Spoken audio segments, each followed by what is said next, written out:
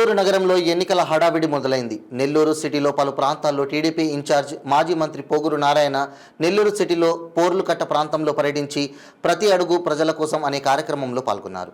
అనంతరం విలేకరుల సమావేశం నిర్వహించారు. నెల్లూరు సిటీని అభివృద్ధి చేయడమే నా లక్ష్యమని అన్నారు.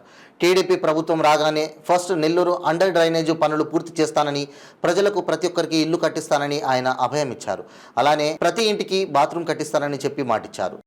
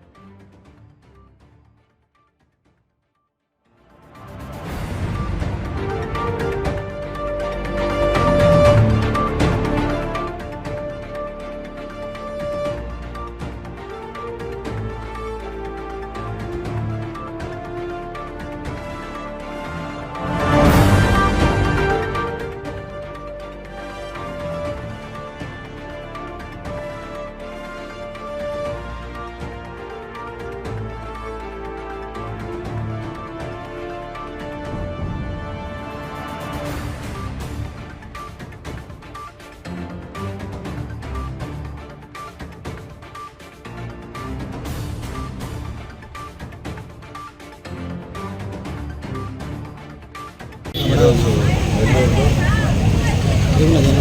45వ డివిజన్లో గవర్నమెంట్ గ్యాలరీ పొందుకట్ట పైభాగంలో యాక్చువల్గా చేయడం జరిగింది. అయితే ఈ పొందుకట్ట పైభాగంలో ఉండేవాళ్ళ సమస్యలు ఎంటైర్లీ డిఫరెంట్. అక్కడ ఉండేవాళ్ళందరూ మెజారిటీ ఇళ్లలో చిన్న చిన్న పనులు చేసుకునేవాళ్ళు. అంటే ఇళ్లలో క్లీన్ చేయటం పాసిబుల్ అంటారు, మనం సాధారణ భాషలో పాసిబుల్ అంటారు. ఆ పనులు చేసుకునే ఉంది. తర్వాత టైర్ బండ్లు యాక్చువల్గా దానికి కూలింగ్ ఆగిపోయాడు. కొద్దిమందే టైర్ బండి సొంతగా ఉండేవాళ్ళు, కొంతమంది. మిగతా వాళ్ళందరూ టైర్ బండి కూలింగ్ పోయేవాళ్ళు. కొద్దిమంది బేల్దారి కూలింగ్ పోయేవాళ్ళు. ఇంతవరకు ఇవాళ నేను తిరిగిన వాళ్ళల్లో వీళ్ళు మాత్రమే ఉన్నారు. ఈవెన్ ఆటో డ్రైవర్లు అట్లాంటి వాళ్ళు కూడా లేదు. అయితే వాళ్ళ జీవన శైలి చూస్తే నిజంగా చాలా చాలా గొప్ప.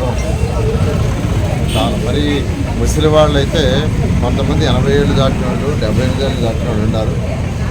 వాళ్ళకి కొడుకులు వాడు ఎవరు ఇక్కడ లేకుండా వెళ్ళిపోయి బయట ఎక్కడో ఆటో నగర్లు అక్కడెక్కడ ఉన్నారు. వాళ్ళ పరిస్థితి కూడా చాలా అన్యాయం. అన్నిటికంటే ఇంపార్టెంట్ ఏంటంటే టాయిలెట్స్ ఎవరికి లేవు. స్వచ్ఛ భారత్ స్వచ్ఛ ఆంధ్రాలో అందరికి కట్టాము. అయితే అక్కడ ఉండే వాళ్ళకి అంటే కట్ట కింద కట్ట మీద ఉండాలి కాబట్టి వాళ్ళకి బహుశా గత ప్రభుత్వం అప్పుడు అధికారులు ఇచ్చినట్లేదు. అయితే ఎవరు కూడా నన్ను అడగల. గత ప్రభుత్వం అడుగుంటే ఖచ్చితంగా వాళ్ళకి ఏం చేయాలో అవసరమైతే కొద్దిగా చట్టాలైనా సవరించైనా ఇచ్చిండే వాళ్ళకి టాయిలెట్స్ ఖచ్చితంగా ఇచ్చిండి. ఎందుకంటే స్వచ్ఛ భారత్లో స్వచ్ఛాంధ్రలో స్వచ్ఛ భారత్ మన ప్రైమ్ మినిస్టర్ పెట్టారు. స్వచ్ఛాంధ్ర మన యొక్క ముఖ్యమంత్రి నారా చంద్రబాబు పెట్టాడు. దాంట్లో ఈ రాష్ట్రంలో ఉన్న ప్రతి ఒక్కరికి 100% టాయిలెట్స్ ఉండాలని పెట్టారు. దాంట్లో కొన్ని ఎగ్జామ్షన్స్ కూడా చేసాం. కొన్ని ఎగ్జామ్షన్స్ చేసి వాళ్ళకి ఆ ఇళ్ళకి పర్మిషన్ లేకపోయినా టాయిలెట్స్ ఇచ్చాం. ఎందుకంటే 100% స్వచ్ఛాంధ్ర స్వచ్ఛ భారత్ ఇంప్లిమెంట్ చేయాలంటే తప్పదు. కానీ ఇక్కడ వాళ్ళ పరిస్థితి చాలా అధ్వానంగా ఉంది. కాబట్టి ఖచ్చితంగా తెలుగుదేశం ప్రభుత్వం వస్తే వీళ్ళకి ఏం చేయాలో ఖచ్చితంగా చేస్తాం. ఎందుకంటే టాయిలెట్స్ అనేది చాలా చాలా ఇంపార్టెంట్. టాయిలెట్స్ వల్ల టాయిలెట్స్ అండర్ గ్రౌండ్ సివరేజ్ అనేది మోస్ట్ ఇంపార్టెంట్.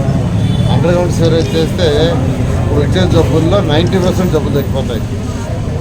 సంగం బ్యారేజ్ నుంచి వాటర్ కనెక్షన్ ఇచ్చేస్తే ఆ మిగతా % కూడా తగ్గిపోతాయి.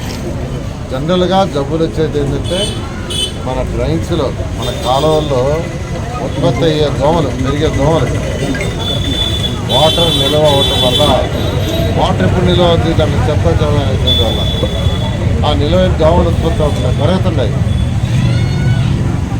పెరిగినప్పుడు దోమల వల్ల ఒకరి దగ్గర నుంచి ఇంకొకరి దగ్గరికి దోమలు ఒకరిని కుట్టి మళ్ళీ రక్తాన్ని తీసుకొచ్చి కుట్టడం వల్ల మలేరియా లాంటి అనేక జబ్బులు వస్తున్నాయి. అదేవిధంగా తినే ఆహారం మీద ఈగలు వచ్చి దాంట్లో ఆ డ్రైన్స్లో కూడా ఉన్నాయి తిరిగే ఈగలు వచ్చి మనం తినే ఆహారంలో వాలటం వల్ల జబ్బులు పెరుగుతున్నాయి. సో ఈ జబ్బులు అనేవి తగ్గాలి అంటే మనిషి యొక్క ఆయుష్ పెరగాలంటే ఇప్పుడు డెవలప్డ్ కంట్రీస్లో వాళ్ళ యొక్క సగటు రేటు 86 సంవత్సరాలు బతుకుతున్నారు. 86-85 సంవత్సరాలు బతుకుతారు సగటున. ఇప్పుడు జపాన్ తీసుకుంటే జపాన్, అమెరికా, రష్యా ఇది తీసుకుంటే ఈ కంట్రీస్లో సింగపూర్లో వాళ్ళ యొక్క సగటు మన దేశంలో 68 సంవత్సరాలు, ఇప్పుడు 66-68 సగటున బతికేది. ఆ దేశాల్లో 88-86. దానికి కారణం ఏంటంటే వాళ్ళకున్న అండర్ గ్రౌండ్ సివరేజ్ కానీ అలాగే వాళ్ళు స్వచ్ఛమైన నీరు ఇవ్వటం వల్ల కానీ వీటి వల్లనే వాళ్ళ యొక్క లైఫ్ స్పాన్ పెరుగుతుంది. ఆ ఉద్దేశంతోనే under ground sewerage drinking water సంఘం దారి తెచ్చింది. అయితే ఆ ప్రాజెక్టులన్నీ 85% పూర్తయినాయి. ఆ 10-15% చేయలా. ప్రభుత్వం రాగానే చేస్తాం. అదేవిధంగా ఈ యొక్క కట్ట ఏదైతే పెన్నా రివర్ కట్ట పొల్లు కట్ట ఉందో 48వ డివిజన్లో ఉంది, కొంత 49లో ఉంది, కొంత 50లో ఉంది. ఇవన్నీ తిరిగా నేను ఇంకొక 2 రోజులు చేస్తే పూర్తవుతాయి. ఈ సమస్యలన్నింటినీ నేను అర్థం చేసుకున్నా. ఖచ్చితంగా ఈ నిరుపేదలకి ఏం చేయాలో చేయడం జరుగుతుంది. ఇక్కడ కట్ట చాలా పెద్దది. ఇది చాలామంది పిల్లలు చదువుకుంటున్నారు. వాళ్ళందరూ ఎక్కడికక్కడ పోతున్నారు. అంతమంది ఇక్కడ స్కూల్ ఉండిందంట, ఆ స్కూల్ని క్లోజ్ చేశారంట. ఖచ్చితంగా నేను చెప్పాను ఆ స్కూల్ని ఓపెన్ చేయించి ఇక్కడ ఉండే పిల్లలకి ఇబ్బంది లేకుండా చేయడం జరుగుతుంది. ఖచ్చితంగా 2024 తెలుగుదేశం ప్రభుత్వం వస్తుంది.